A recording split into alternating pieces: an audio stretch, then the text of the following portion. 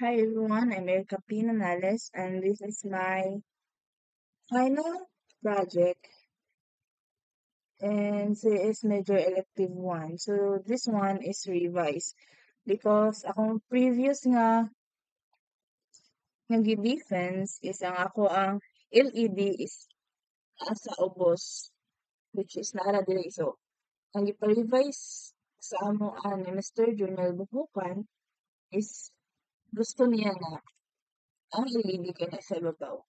So like this one. So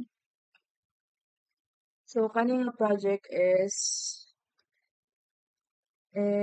clap sensor, which is if mo clap ka, the LED will turn in.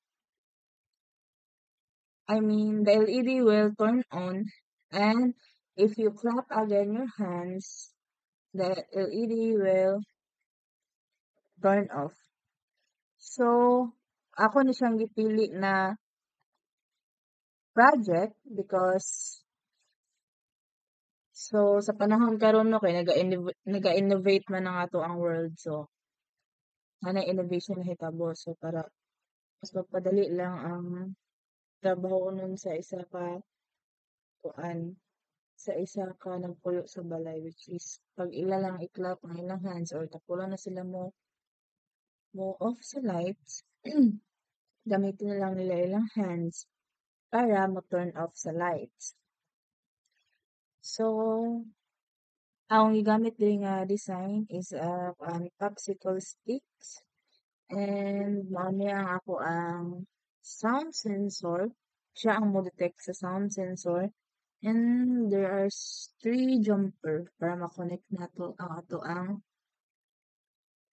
Arduino. And this one is ang Arduino, which is ako siyang gi-secured. And mao ni ang ato ang LED. Excuse.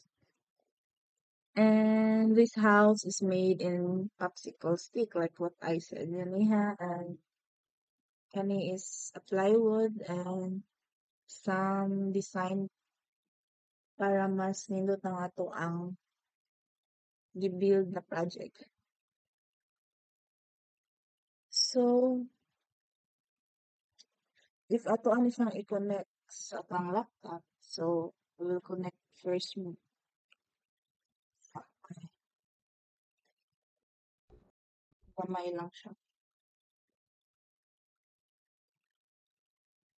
So ako i-turn off ano ang light.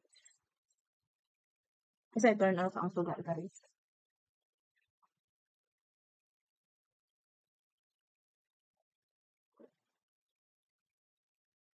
So if I will clap my hand,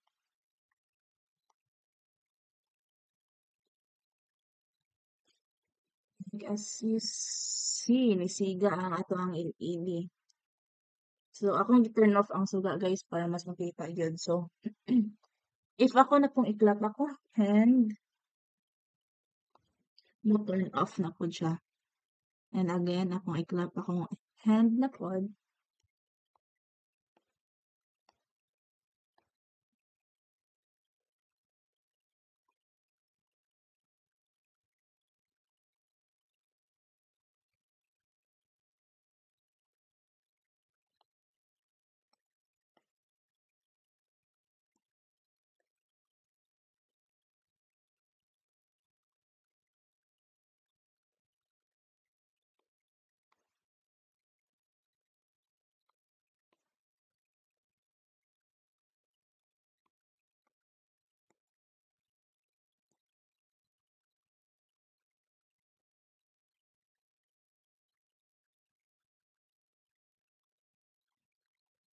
so naara siya, guys.